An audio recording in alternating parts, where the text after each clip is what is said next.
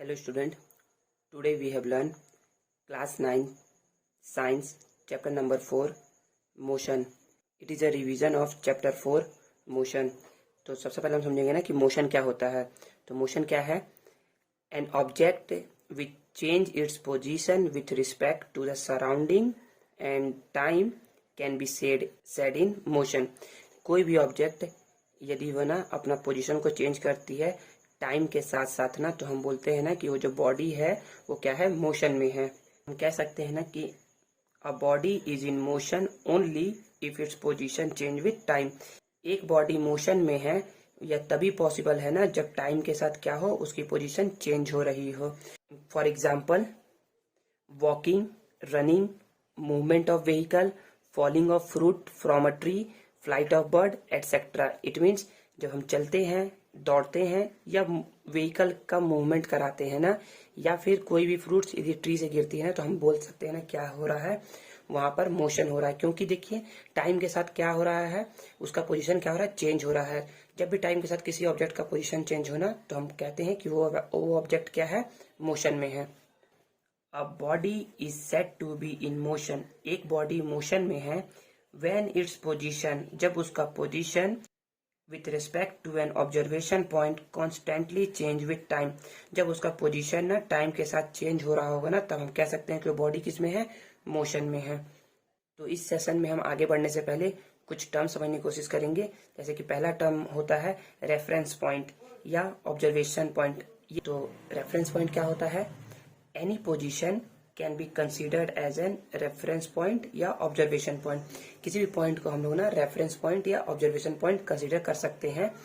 और and it is called as a reference point. मतलब कि रेफरेंस पॉइंट को हम लोग ऑब्जर्वेशन पॉइंट भी बोलते हैं. किसी भी पॉइंट को आप ना ऑब्जर्वेशन पॉइंट या रेफरेंस पॉइंट कंसिडर कर सकते हैं. हमें ना क्लास 9 में ना ओनली लीनियर मोशन को पढ़ना है कि ऑब्जेक्ट कैसे लीनियर में मोशन करता है. मतलब लीनियर मीन्स होता है कि कैसे एक लाइन में मोशन करता है. अब हम सेकेंड टर्म समझने की कोशिश करेंगे जिसे हम बोलते हैं इनिशियल पॉइंट. इनिशियल पॉइंट क्या होता है, N object begin its motion. जब भी कोई ऑब्जेक्ट अपना मोशन को स्टार्ट करता है ना, considered as an initial point, हम उसे क्या बोलते हैं, इनिशियल पॉइंट बोलते हैं. जब भी कोई ऑब्जेक्ट ना अपना मोशन स्टार्ट करता है ना, तो हम उस पॉइंट को क्या बोलते हैं, इनिशियल पॉइंट बोलते हैं. An object begin its motion, point considered as initial point. अब थर्ड टर्म है इसमें डिस्टेंस. डिस्टेंस क्या होता है, the total length of path covered by the object is called distance. कोई भी ऑब्जेक्ट जितना टोटल लेंथ कवर करता है ना किसी पाथ का, उसे हम लोग क्या कहते हैं, डिस्टेंस कहते हैं. अब हम नेक्स्ट टर्म समझने की कोशिश करते हैं जिसका नाम है डिस्प्लेसमेंट. तो डिस्प्लेसमेंट होता क्या है, the difference between the initial and final position of an object is called displacement. It means जो फाइनल और इनिशियल पॉइंट के बीच का जो डिफरेंस है ना, उसी को हम लोग बोलते हैं डिस्प्लेसमेंट. अब हम scalar quantity and vector quantity के बारे में पढ़ेंगे. So what is scalar quantity and what is vector quantity. To represent the distance covered by an object we need only a numeric value. जब हम ना क्या करते हैं, डिस्टेंस को मेजर करते हैं ना, तो हमें केवल न्यूमेरिक वैल्यू की ही नीड होती है. और जब भी ऐसा केस होता है ना कि जब हमें ओनली न्यूमेरिक वैल्यू की नीड पड़े ना, तो उस क्वांटिटी को हम लोग बोलते हैं स्केलर क्वांटिटी. तो उस क्वांटिटी को क्या बोलते हैं, स्केलर क्वांटिटी बोलते हैं. जब भी हमें किसी भी ऑब्जर्वेशन को रिप्रेजेंट करने के लिए न्यूमेरिक वैल्यू की नीड होगी ना, तो उस क्वांटिटी को हम लोग बोलते हैं scalar quantity. Now vector quantity. To represent the displacement of an object, हमें किसी भी ऑब्जेक्ट के डिस्प्लेसमेंट को रिप्रेजेंट करने के लिए ना, along with magnitude we also need the direction of motion. हमें मैग्नीट्यूड के अलावा मोशन के डायरेक्शन को भी क्या करना पड़ता है, कंसीडर करना पड़ता है. Such a quantity is called vector quantity. तब इस क्वांटिटी को हम लोग क्या बोलते हैं, वेक्टर क्वांटिटी बोलते हैं. स्केलर क्वांटिटी में क्या था, हमें केवल ना न्यूमेरिक वैल्यू चाहिए रहता है, या हम बोल सकते हैं ना हमें केवल मैग्नीट्यूड चाहिए रहता है स्केलर क्वांटिटी में. वाइल वेक्टर क्वांटिटी में हमें magnitude as well as direction of motion भी चाहिए रहता है. तो एग्जांपल क्या क्या हो जाएगा स्केलर क्वांटिटी का, स्केलर क्वांटिटी का एग्जांपल है, हमारा डिस्टेंस एग्जांपल है, एक्सेलरेशन एग्जांपल है, डिस्प्लेसमेंट हमारा वेक्टर क्वांटिटी का एग्जांपल है। नाउ अब हम लोग समझेंगे स्पीड के बारे में। तो स्पीड क्या है? The distance travelled in a unit time is called speed. जितना भी डिस्टेंस ट्रेवल किया गया है एक यूनिट टाइम में ना, उसे हम लोग क्या बोलते हैं? स्पीड बोलते हैं। एंड इट्स ऐसा unit it's metre per second. और इसका ऐसा यूनिट क्या है? मीटर पर सेकेंड होता है। Another unit for speed can be kilometre, it means kilometre per our. इसका दूसरा यूनिट क्या है? किलोमीटर पर आवर है। लेकिन हमें याद रखना है क्या? कि इसका ऐसा यूनिट याद रखना है कि ऐसा यूनिट क्या होता है स्पीड का? मीटर पर सेकेंड होता है। नेक्स्ट हम लोग अब पढ़ेंगे average speed. So what is average speed? The average speed is the ratio of total distance covered to total time period. Total distance cover to total time period, it means जितना distance travel करेंगे ना, उसे यदि हम लोग divide कर देना जितना टाइम लगा है, तो हमारा उससे क्या निकल जाएगा? एवरेज स्पीड निकल जाएगा। अब हम एक एग्जांपल करेंगे जो कि पेज नंबर 48 में है। सो हम फर्स्ट एग्जांपल देखते हैं। Example 1, if a car cover 60 kilometre distance in 2 hour. यदि एक कार जो है ना वो 60 किलोमीटर क्या कर रही है? डिस्टेंस कवर कर रही है 2 आवर में। Then what will be its speed? तो उसकी स्पीड क्या होगी? तो सॉल्यूशन सबसे पहले लिखते हैं। सॉल्यूशन में सबसे पहले लिखेंगे टोटल डिस्टेंस। उसने डिस्टेंस कितना कवर किया है? 60 किलोमीटर। एंड टाइम कितना लगा उसे कवर करने में? 60 किलोमीटर, 2 आवर लगा है। तो हमसे पूछा गया है स्पीड निकालिए। तो हम जानते हैं ना स्पीड क्या होता है?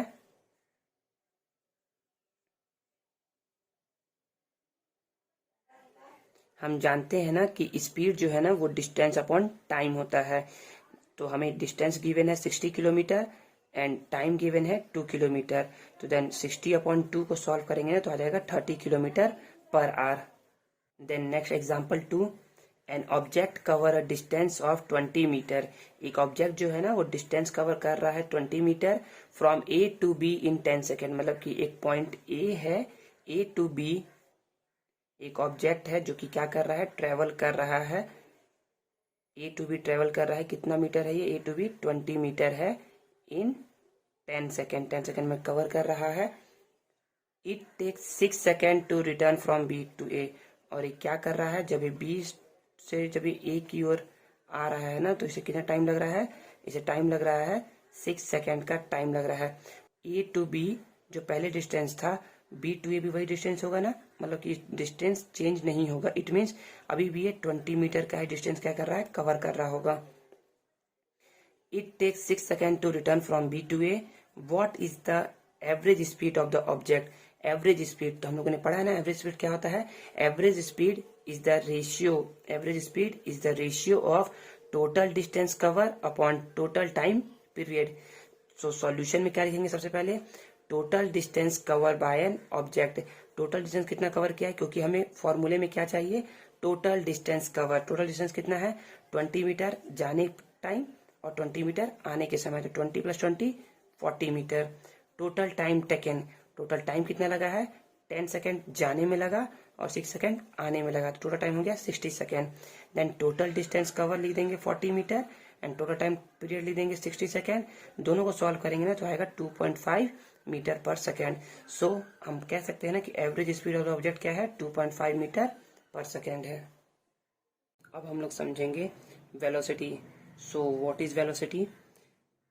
The distance covered by an object in given direction in a unit time is called its velocity. यदि कोई ऑब्जेक्ट एक गिवन डायरेक्शन में एक यूनिट टाइम में जितना डिस्टेंस कवर करती है ना, उसे हम लोग क्या बोलते हैं? उसकी वेलोसिटी बोलते हैं। तो वेलोसिटी का फॉर्मूला क्या हो जाएगा? Velocity of an object is equal to distance upon time interval. अब हम एग्जाम्पल 3 देखेंगे। एग्जाम्पल 3 जो कि पेज नंबर 48 में है। A car travel from city A to B at a speed of 40 kilometre per our. एक कार जो है ना वो A to B जो है ना 60 किलोमीटर पर आवर से एक कार जो है ना वो city A to city B travel कर रही है। City A to city B travel कर रही है at a speed of 40 kilometre per hour. The same car return back at a speed of 60 kilometre per hour. वही same car B to A distance cover कर रही है 60 kilometre per hour से। Calculate the average speed and velocity of the car. It means अब हमें इसका क्या करना है, एवरेज स्पीड कैलकुलेट करना है एंड वेलोसिटी कैलकुलेट करना है। तो करते हैं इसका solution solve. Let the distance between city A to B is x kilometre per hour. हम लोगों ने क्या किया है ना, सिटी ए और बी का जो डिस्टेंस है ना वो x किलोमीटर एज्यूम कर ले, क्योंकि हमें दिया नहीं गया है। Time taken by the car from city A to B is t1। हम लोगों ने ना ए से बी तक जाने में जितना समय लगाया ना उसको t1 एज्यूम किया। अब t1 कैसे कैलकुलेट करेंगे, हमें पता है ना, speed is the ratio of distance upon time. So हम लोग यहाँ से टाइम कैलकुलेट कर सकते हैं। तो टाइम क्या हो जाएगा, time is the ratio of distance upon speed. तो सबसे पहले देखते हैं कि टाइम कितना लगा है t1। तो t1 क्या है, डिस्टेंस। डिस्टेंस कितना ट्रेवल किया गया है x, एंड स्पीड 40 की स्पीड से, तो यहाँ हो जाएगा x upon 40। Time taken by car from city B to A, इसको हम लोगों ने t2 एज्यूम किया है। t2 क्या है, डिस्टेंस। अगेन डिस्टेंस x ही ट्रेवल किया है, क्योंकि सिटी ए और बी के बीच का जो डिस्टेंस है ना वो क्या है, फिक्स है, चेंज नहीं हो रहा है, इसीलिए डिस्टेंस तो सेम x ही कवर किया है। एंड जो स्पीड है ना वो इस टाइम क्या है, 60 किलोमीटर पर आवर है। तो टोटल टाइम कितना हो जाएगा, total time t is equal to t1 plus t2। तो t1 है x अपॉन 40 एंड t2 है x अपॉन 60। तो 40 एंड 60 का एलसीएम लेंगे तो हो जाएगा 120। 40 से 120 को डिवाइड करेंगे तो 3 टाइम्स में वो डिवाइड होगा, देन 3 इंटू एक्स, 3x हो गया।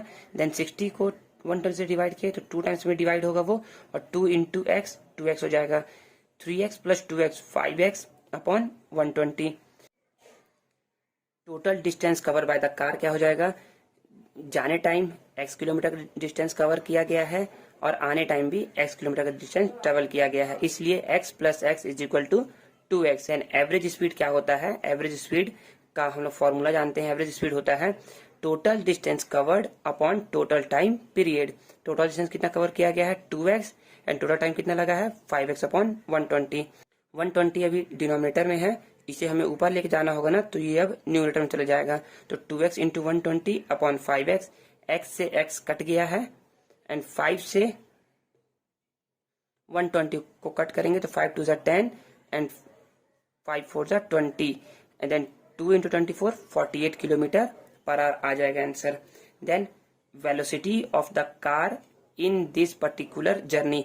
तो वेलोसिटी क्या होगी, तो वेलोसिटी का हम लोग फॉर्मूला पता है क्या होता है, वेलोसिटी होता है डिस्प्लेसमेंट अपॉन टाइम इंटरवल। तो डिस्प्लेसमेंट कितना हुआ है, the displacement by the car is x minus x is equal to 0। It means body जो है ना a से b तक गई एंड देन b से अगेन a पर आ गई, तो टोटल डिस्प्लेसमेंट क्या हो गया है, 0 हो गया है। तो हम बोल सकते हैं ना कि डिस्प्लेसमेंट क्या है, x minus x upon time, तो 5x अपॉन 120 लगा ही है, तो x minus x 0 upon 5x upon 120, तो 0 इंटू 120 अपॉन 5x 0 हो जाएगा।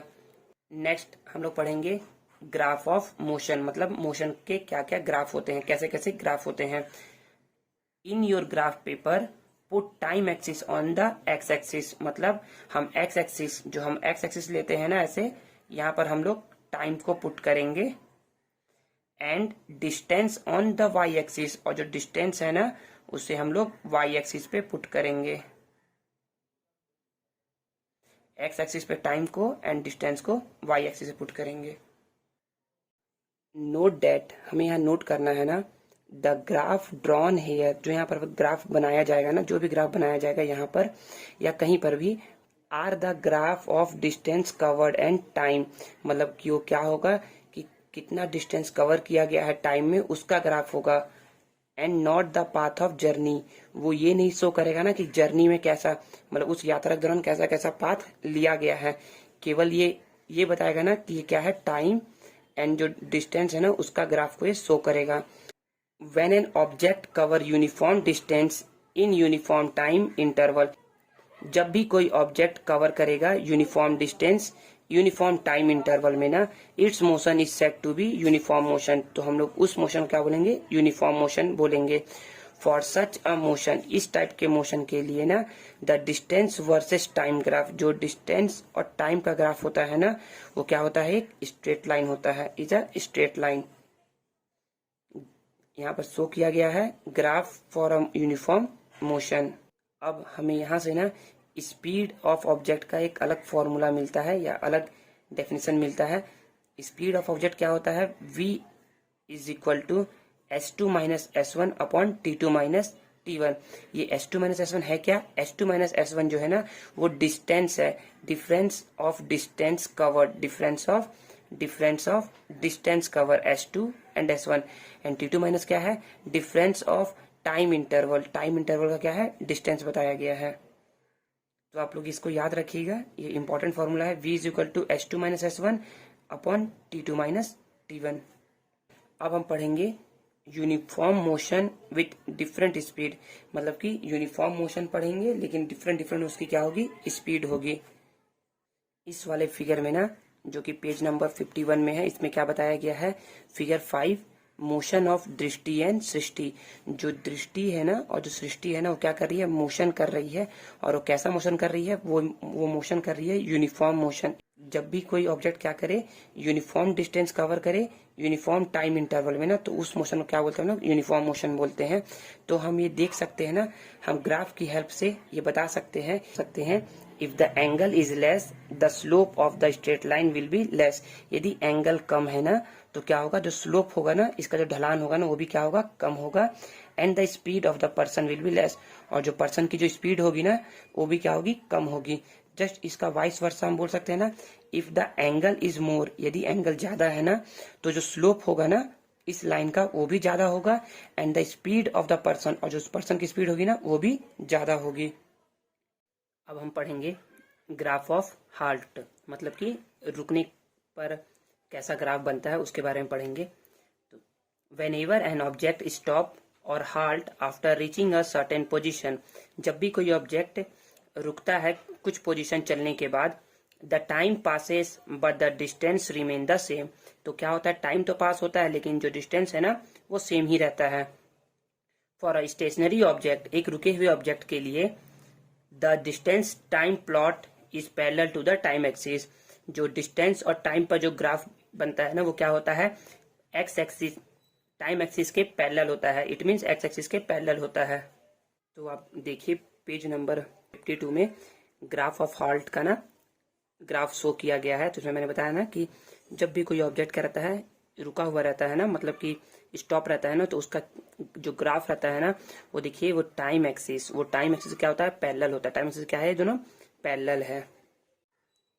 अब पेज नंबर जो 52 है ना, उस पर क्वेश्चन पूछा गया है। कुछ क्वेश्चन क्या है, the data related to Anamika journey in the table given below. जो टेबल है ना, यहाँ पर टेबल नंबर 4, इसमें देखो टाइम दिया हुआ है और डिस्टेंस दिया हुआ है, मतलब कि 2 मिनट में वो 6 मीटर का डिस्टेंस कवर करती है।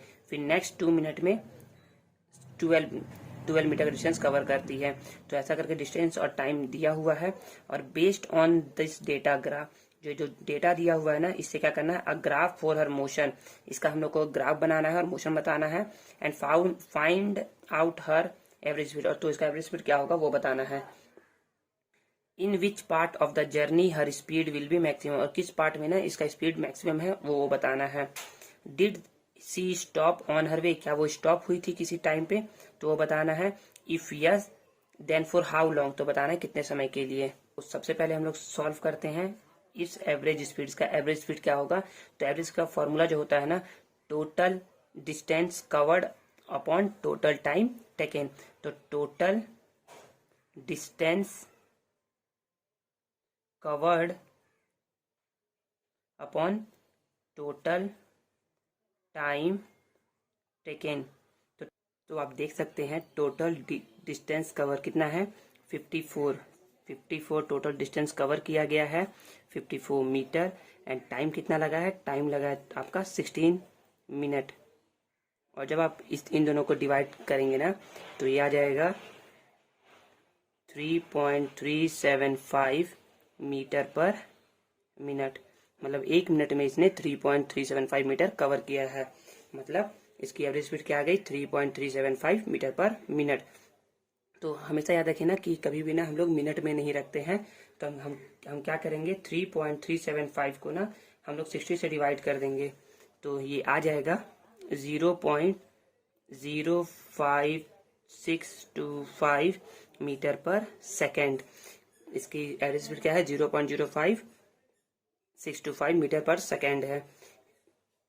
In which part of the journey her speed will be maximum, तो किस पार्ट में ना इसका जो स्पीड था ना वो मैक्सिमम रहा होगा। देखिए मैंने यहाँ पर ना टाइम और डिस्टेंस का ना जो ग्राफ है ना प्लॉट किया है। देखिए 0 मिनट में इसकी डिस्टेंस क्या थी, 0 थी। यहाँ पर दिया नहीं है लेकिन 0 मिनट में क्या रहती है, स्पीड डिस्टेंस 0 ही रहती है। 2 मिनट में इसकी डिस्टेंस क्या हो गई, 6 मीटर। ठीक है, 2 मिनट में 6 मीटर। देन 4 मिनट में 12 मीटर, 6 मिनट में 24 मीटर, 8 मिनट में 36 मीटर, 10 मिनट में 36, 12 मिनट में 36, 14 मिनट में 45 मीटर एंड 16 मिनट में 54 मीटर। तो हम लोग इसे जैसे प्लॉट करें ना, ये बिल्कुल एक स्ट्रेट लाइन होगा। सेकेंड क्वेश्चन है, in which part of the journey her speed will be maximum. तो इसमें वो क्या दिखेगा, देखिए सभी में ना जो टाइम है ना वो 2-2 मिनट का क्या है, गैप है। सभी में 2-2 मिनट का गैप है। तो आप देख सकते हैं ना कि यहाँ पर भी 2 मिनट का गैप है, यहाँ भी 2 मिनट का गैप है, यहाँ पर भी 2 मिनट, हर जगह 2-2 मिनट का गैप है। और आप देखेंगे ना तो यहाँ पर देखिए ये पहले 2 मिनट में 6 मीटर चला है और नेक्स्ट 2 मिनट में फिर से 6 मीटर कवर किया है डिस्टेंस। नेक्स्ट 2 मिनट में again 12 metre distance. Next 2 minute में 24 और 36 है, 24 36 12 मीटर। देन 8 नेक्स्ट 2 मिनट में कवर किया है 0। नेक्स्ट 2 मिनट में 0। देन नेक्स्ट 2 मिनट में कवर किया गया है इसके द्वारा 9 मीटर और नेक्स्ट 2 मिनट में कवर किया गया इसके द्वारा 9 मीटर। तो आप देख सकते हैं ना किस पार्ट में इसकी स्पीड मैक्सिमम थी। इसे आप लोग ए एज्यूम करो, ए पॉइंट, और इसे बी पॉइंट। तो आप बोल सकते हैं ना कि देखिए ए जब वो 4 मिनट पे था ना तब वो 12 मीटर की डिस्टेंस कवर किया था, और जब 8 मिनट पे आया ना तो देखिए 36 मीटर पे पहुंच गया। वो आप बोल सकते हैं ना कि पार्ट ए से बी में ना क्या किया है, इसकी स्पीड क्या है, मैक्सिमम है। Did she stop on her way, क्या वो अपने पाथ में कहीं पर स्टॉप हुई थी क्या। If yes then for how long, यदि हाँ तो कितने देर के लिए। तो हम बोल सकते हैं ना कि बी से सी तक के ना पार्ट में ना क्या थी, वो ना स्टॉप हुई थी। ठीक है, और कितने देर के लिए, तो देख सकते हैं आप यहाँ से 8 मिनट से 12 मिनट तक के, मतलब कि 4 मिनट के लिए क्या हुई थी, वो स्टॉप हुई थी। ठीक है, अब हम पढ़ेंगे graph for non uniform motion, मतलब कि नॉन यूनिफॉर्म मोशन के लिए ग्राफ कैसा बनता है ना डिस्टेंस और टाइम प्लॉट में, उसे हम लोग पढ़ने की कोशिश करेंगे। व्हेन अ बस लीव फ्रॉम अ स्टेशन, जब भी कोई बस क्या होता है स्टेशन से लीव करता है ना, मतलब कि छूटता है ना, तो क्या होता है, जो मोशन होता है ना वो नॉन यूनिफॉर्म मोशन होता है। A motion where the speed is either increasing और डिक्रीजिंग, जब भी कोई मोशन में ना स्पीड यदि इंक्रीज कर रहा है या फिर डिक्रीज कर रहा है, is called as non uniform motion, तो उस मोशन को हम लोग बोलते हैं नॉन यूनिफॉर्म मोशन। तो हम लोगों ने जैसे पढ़ा था ना पहले कि यूनिफॉर्म मोशन क्या होता है, जब भी कोई ऑब्जेक्ट क्या करता है सेम डिस्टेंस सेम इंटरवल में सेम टाइम इंटरवल में क्या करता है, कवर करता है ना, तो उसको बोलते हैं हम लोग यूनिफॉर्म मोशन। और नॉन यूनिफॉर्म मोशन क्या है, उसकी स्पीड क्या रहेगी, या तो इंक्रीज करेगी या फिर डिक्रीज करेगी, तो हम लोग उसको बोलते हैं नॉन यूनिफॉर्म मोशन। हम लोग एक व्हीकल का नॉन यूनिफॉर्म जब स्पीड होता है ना तो उसकी कैसा मोशन होता है उसके ग्राफ को देखते हैं। जब व्हीकल स्टार्ट हुआ ना तो अभी इसकी स्पीड क्या है, 0 है। देन इंक्रीज हो रही है और क्या हो रही है, पीक पर पहुंच करके कोई भी व्हीकल या तो अपनी स्पीड को इंक्रीज करता है या फिर डिक्रीज करता है ना, तो उसको हम लोग बोलते हैं non uniform motion. Non uniform motion का ग्राफ कैसा होता है, ये होता है कर्वी ग्राफ होता है, कर्व, एक कर्व बनता है नॉन यूनिफॉर्म मोशन में। और यूनिफॉर्म मोशन में ग्राफ कैसा होता है, यूनिफॉर्म मोशन में ग्राफ स्ट्रेट लाइन बनता है।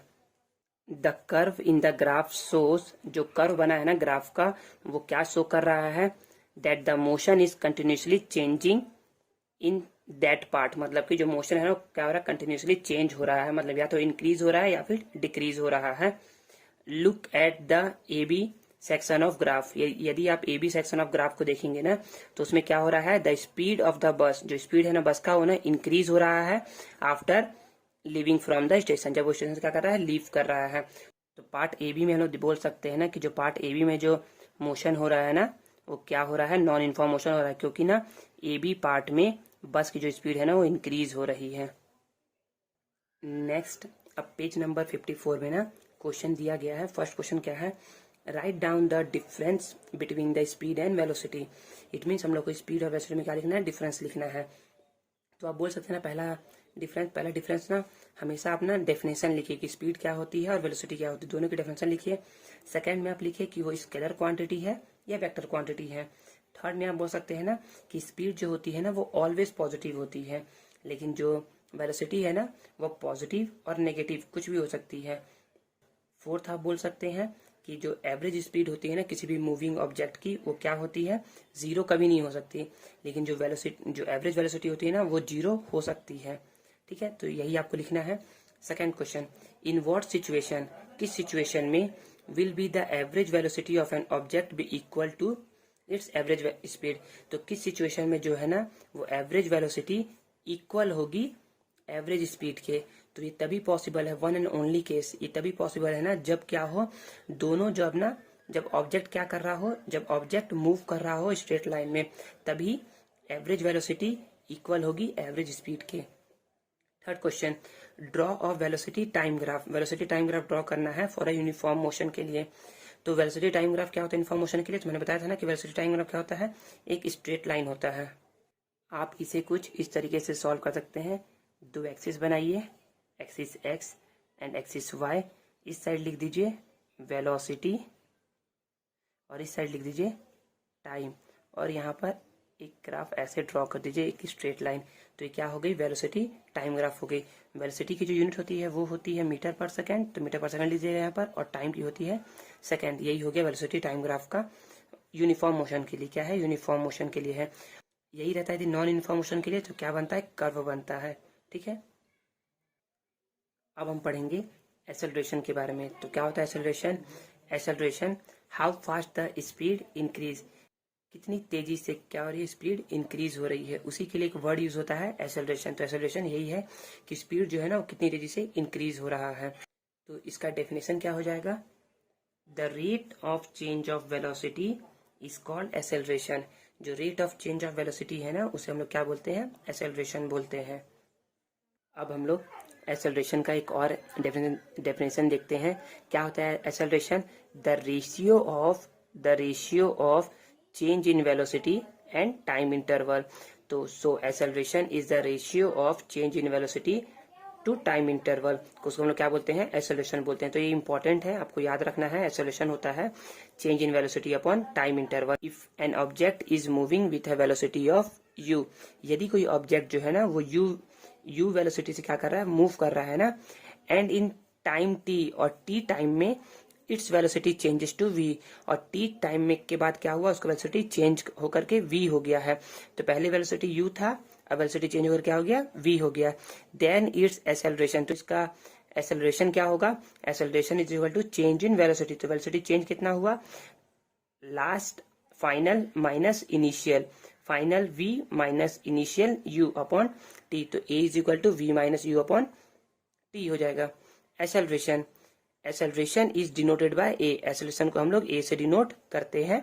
The SI unit of acceleration is metre per second square, और जो SI यूनिट होती है ना एक्सेलरेशन की वो होती है metre per second square. If acceleration is in the direction of velocity, यदि जो एक्सेलरेशन हुआ है ना वो वेलोसिटी के डायरेक्शन में हुआ है ना, then it is taken as positive. तो हम लोग एक्सेलरेशन को क्या लेते हैं, पॉजिटिव लेते हैं।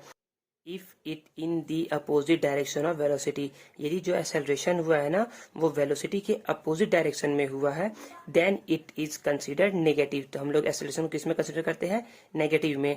And it is called as de acceleration. तो हम लोग उसको क्या बोलते हैं, एक्सेलरेशन, उस टाइप के एक्सेलरेशन को हम लोग क्या बोलते हैं, डिसेलरेशन बोलते हैं, डिसेलरेशन बोलते हैं।